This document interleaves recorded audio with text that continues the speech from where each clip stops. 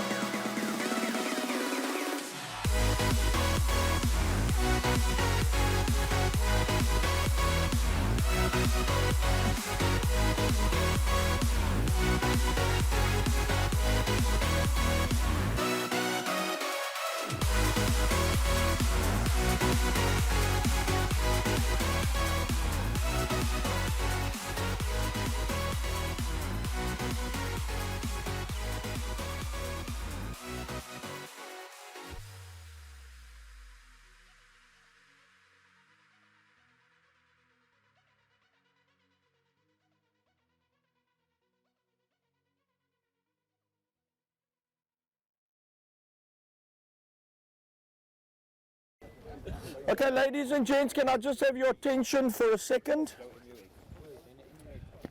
We're going to be going now onto the dunes for about an hour, hour and a half, and I just want to talk a little bit about some of the rules for driving on sand. But before I do that, I'd like to introduce you to a couple of people. First of all, Hilma from Swakop, who's put this incredible adventure and event together, from all the catering to the tented camp where we stayed, to the show last night, to all his staff, the guides, those trucks you were in last night, those Ivicos, which are magnificent.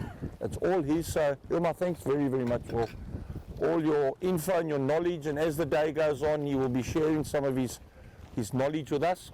And then to Peter and Andre, Also from Swakop, who are our guides through this wonderful, wonderful environment we're in here today. So thanks guys for coming.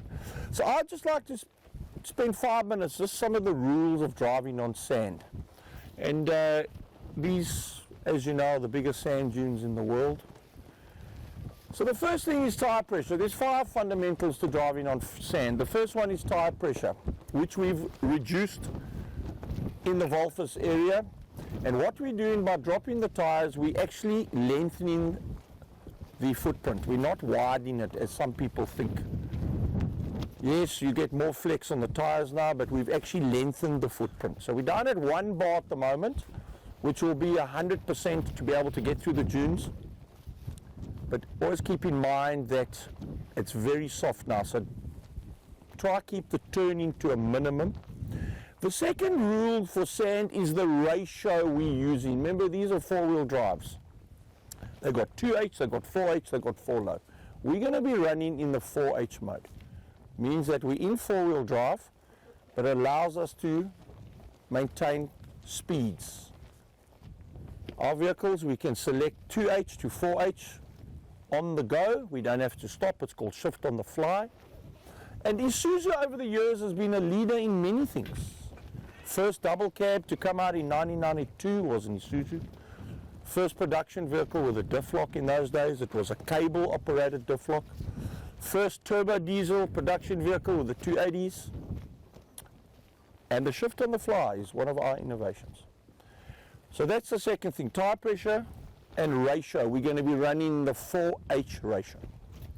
The third thing is the gears. What gear are you going to be in? If you're in a manual, you're going to probably be in second and third majority of the way. And I think we've only got 1 manual in the fleet today, and that's the single cab. So first, there's 2. Okay, so you're going to be in either second or third gear, maybe first up some of the steep hills and some of the steep downhills. The fourth thing is momentum. It's a fine line between going too slow up a dune and getting hung at the top, or going too fast and taking off. And steering. Keep the steering to a minimum. And I'll tell the story when I was a racing driver, we had telemetry in the race cars, computers. You can map your entire lap, where you brake, where you accelerate, where you turn. And you can't believe the slightest turn of the wheels, how it decreases the speed of a vehicle. So we want to try to keep the steering to a minimum. When we turn, we want to turn gradually. When we go up the dunes, we want to keep the wheels as straight as possible. We'll always ensure that we stop on the crest of a hill. If we do stop for driver changes or photographic opportunities, that we can get going easy again. When you try to keep the braking to a minimum when you stop, that you don't dig yourself in. And then the final thing, these vehicles all fitted with very sophisticated traction control and stability controls. Traction control controls the wheel spin, the stability controls the vehicle if it gets out of control. And the nature of that system is when it picks up either that, sideways or loss of traction, it puts the brakes on. That's what a traction control does. And the stability control. So we need to get rid of the traction control. And we've got a button in the vehicle that's got a vehicle with 2 skid marks behind it, and it says off. You need to disengage it by pressing that button for 8 seconds. And that disconnects the traction control and the stability control. Or else you will battle in the sand, because the vehicle is losing traction all the time, so you won't have the power. So you'll hear us over the radio. If we stop, turn the vehicle off. When you turn it on again, all the systems come back on again. You need to disconnect it. We'll keep telling you over the radio. Keep that button in, push it for 8 seconds. So on the MUXs, it sits where the gear lever is, and on the D-Maxs, it sits on the right-hand side of the steering wheel up against the dashboard. Very important to do that, else you will just lose momentum. Okay. And then the 6th most important thing is to smile. Okay. The driver's soft hands. You felt on the beach now, the vehicle gets into a track and it starts to sway. Let it do it. As long as you go in the direction, sort of the direction you want to go. But don't fight the vehicle. Okay, yes, Kev? The color of adrenaline is brown. Okay. We got one or two big slip faces. I suggest, and I've learned this, and these are the experts in this area.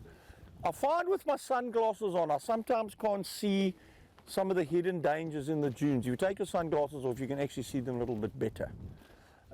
So we're going to be going down a couple of slip angles, but we'll talk you down as we go. And as I said, if we do get stuck, we are there to help you. We will come in, don't panic, we will come and rescue you.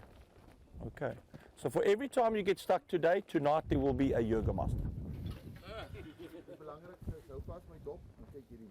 Yeah. Don't get stuck on purpose. Okay, so we will be back here in about an hour and a half for lunch. So we're going to go into the dunes right over, and we will then do one or two driver changes, a vehicle change. We'll be back here for lunch, and then after lunch we will head back that way. Okay, let's go. Seatbelts on and let's go and enjoy it.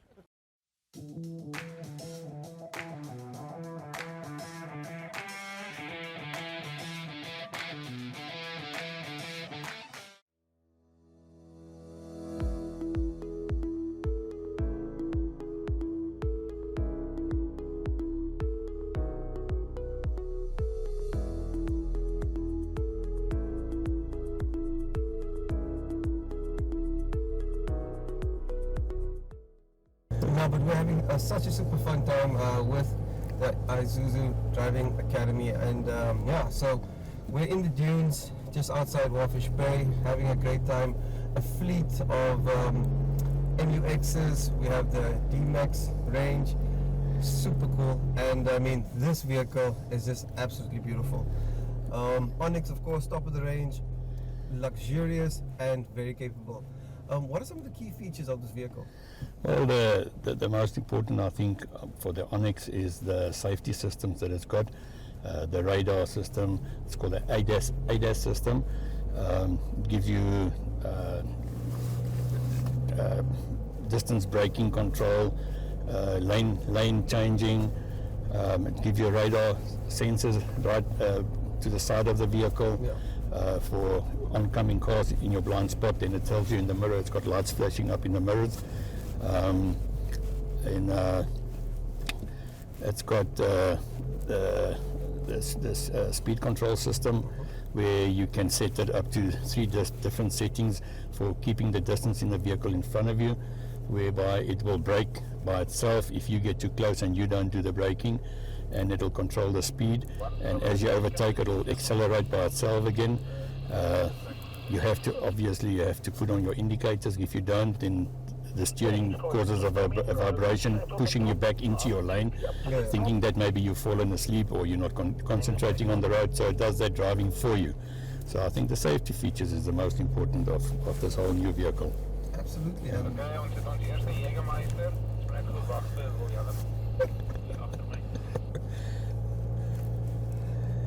The monster. You got the 4 models in the MUX, which of 2 is 4x4, and 2 of them are just the 4x2s. And then in the range we've got here today in the fleet that we are on the dunes with is also on the MUXs. It's the 4 different models we've got. And on the D-Maxes we've got single cabs, we've got the extended cab, we've got the double cabs, then we've got the 1900s, and we've also got the 3 liters. Wow.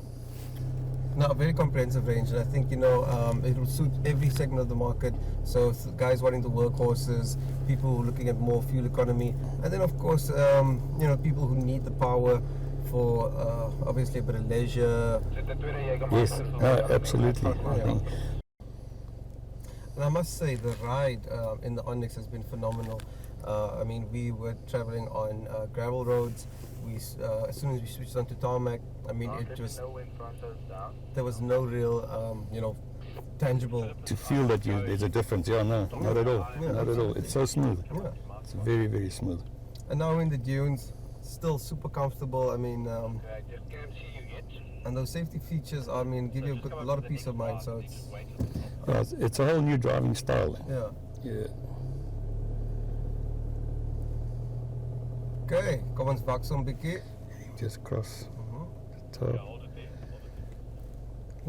What we do with a automatic, because you've got the Tiptronic shift. Yeah. So you go over to first, Okay. and then once you get your speed, you go to second, and that keeps you through. Because if you stay in drive, if your dune is quite long, Yeah. it wants to change to third, and then you lose momentum, and you Absolutely. don't want that. No. You don't want that. So that's what we normally do. So I'm going to do that for you. Cool. And as soon as you get your speed up, then you just flick it over to second. 100%. Okay. It just makes it easier. Yeah. Yeah, no, absolutely. I think they've gone through the toughest terrains, toughest conditions. So everything is catered for. Yeah. It's basically the vehicle makes you look like a pro. It just does everything. Yeah. Just so easily. So with the traction control being off and being in 4 high only, it's magnificent. Yeah. It just goes and does everything for you. Oh, You must just guide it in the right direction with the steering, and the vehicle does the rest.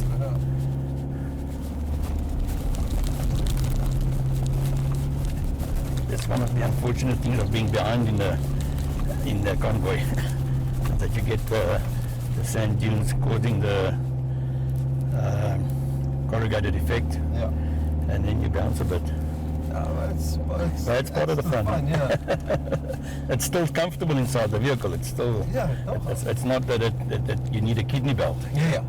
So, yeah, definitely. And I see that the team is being very conscious to keep a single track, and yeah, that also adds to the corrugations. But I mean, like we said, it adds to the fun, and yeah, what a sight though, this fleet of Isuzus. Going far ahead of us on the dunes. Yeah. Yeah, it's quite a big convoy. I think if I remember right, it's about 15 vehicles. Very cool. And I must say, this gearbox is just slick. It's beautiful. What kind of gearbox do we have here? It's the auto, and then obviously you've got your Tiptronic Yeah. as part of the gearbox, which you can select the gears from the gear lever, and then from first up to 6. If you don't want to put it in auto drive, then you've also got the option of selecting your gears on the steering with the pedals. Oh, I love it. You've got a pedal shift as well. So yeah, you've got everything. Yeah. You don't need any more than that. I'm just surprised about how slick it is, and I mean how quickly it shifts. Yeah, the shift over is very, very smooth, as in with the upgrades they've made. And when you shift over on your 2 high to 4 high to low range, it's all instant. There's no delays. It's immediately there when you need it. And what's really awesome is, I mean, you can shift from 2 high to 4 high on the fly up to 100 k's. I mean, Yes. just keep your wheels straight, turn the knob. And it'll select. You can either go in, or you can go out of the from 2 high to 4 high, or 4 high to 2 high in the drive, up to 100 kilometers an hour. You can do the shift, Yeah. which helps a lot for what's also again part of the safety thing, that you don't lose control of your vehicle. If you're doing 80 kilometers in a 2 high and you're on a gravel road and it starts giving you problems, you just flick it over to 4 high, which will give you a lot better drive and a safer drive. So and the other feature, which obviously we won't be using today, is the diff lock, which you can also select. And in the past, you had to actually switch it off every time you used it. Yeah. Where now, if you reach a speed of 40 kilometers, it'll automatically switch off, because you might forget it on. Yeah. When you go back on the tar road and you drive your car, and you can damage the diff if you keep it on like that doing high speeds. So when you get up to 40 kilometers, it'll automatically switch off, which is also again a good feature. I think that's brilliant. Yeah, absolutely. Because your mind is so much on what you're doing and driving that you forget about the switches that you have to correct again. Yeah. So the vehicle does it for you. And what's the feedback been like from the rest of the teams that have been out on this bold experience? Oh yeah, absolutely positive. Very, very positive. I must say we've had a lot of the fleet guys liking the 1900. they all have the 2.5 at the moment, the older one, the Gen 6.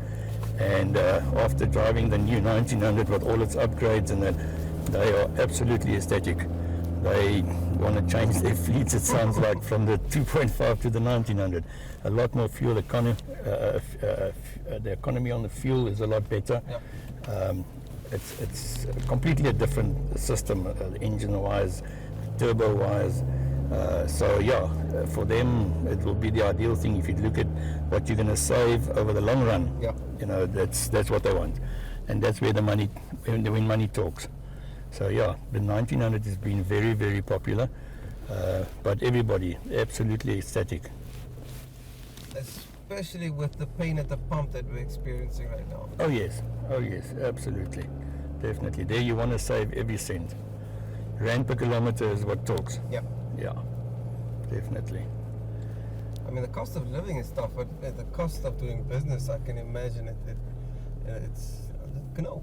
Oh yeah, now, especially if you've got a fleet of vehicles that you have to fill in fuel all the time. You know, it costs. So that's where you want to start your saving. Yeah. Oh. You turn to 4, yeah. I'll say.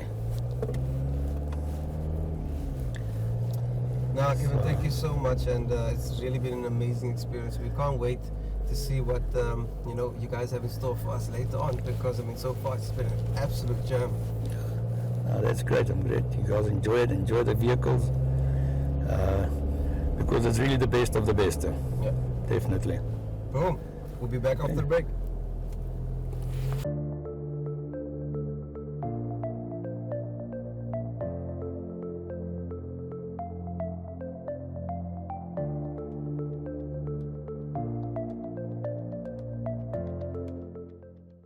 Awesome. Thank you. Great.